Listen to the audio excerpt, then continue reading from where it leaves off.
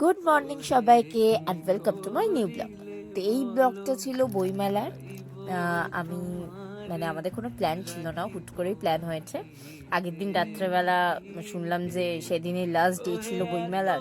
আর সৌরিতি বললো যে, সৌরিত আগেও ঘুরে এসছে, আমাকে বললো ভাই আজকেই কালকেই লাস্ট ডে, এরপর উঠে যাবে, তুই কিন্তু এই বছর একবারও গেলি না। আমি যে ভাই কোনো বছর এরকম হয় না যে আমি যাই না। তো বলি তো কি হয়েছে, অফিস থেকে চলে আয়। তো অফিস থেকে আমি বেরিয়ে পড়েছিলাম একেবারে ডাইরেক্ট। দয়া না করিলে কে পারে, তুমি আপনি না এলে কে পারে হৃদয়ে রাখিতে। তো ডাইরেক্ট ওখানে মিট করে আমরা আড্ডা দিচ্ছিলাম, মজা করছিলাম। বাট এইবারে দুটো কষ্টের কারণ। একটা হলো আমি কোনো বই কিনতে পারিনি, কারণ আমার কাছে কোনো টাকা ছিল না। আর সেকেন্ড হলো আমার ফেভারিট লেখক অভিক সরকার, আমার খুব প্রিয় লেখক, আমার খুব পছন্দের। ওনার ওনার সব গল্পই হয়তো সবারই পছন্দের। তো উনি সানডে এসেছিল, আমার সানডে যাওয়ার কথা ছিল, বাট হয়নি।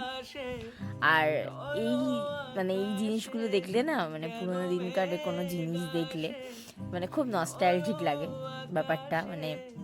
খুব ভালো লাগে যে এই জিনিসগুলো অ্যাটলিস্ট আমরা দেখতে তো পাচ্ছি। আর কি বলবো, তোমারে অন্ধ করে রাখে, তোমারে দেখিতে দেয় না। তো আমার একটু কাশি হয়েছে, তাই জন্য ভয়েসটা এরকম লাগছে। কিন্তু এই যে একটু আগে যে যে মানুষটার আর কি ভিডিও ক্লিপটা দেখলেন, আমার না ওনাদের, আমার মনে হয় যার যতটুকু যতটুকু ক্ষমতা থাকে ততটুকু দেওয়া উচিত। ওটা না খুব ইজি নয় ওইভাবে দাঁড়িয়ে থাকা, খুব টাফ জিনিস। প্রত্যেক বছর যাই, প্রত্যেক বছরই দেখতে পাই, আমার খুব খারাপ লাগে। অনেকে জানি না, আমি আমি লিটারেলি ভিডিওটা করতাম না, কোনো ফটোও তুলিনি, বাট এই একটা মেসেজ দেওয়ার জন্য আপনাদের, যে যার যতটুকু সামর্থ্য থাকে প্লিজ ওনাদের দিন। এই ব্লগটা এইটুকু, আবার দেখবে, টাটা।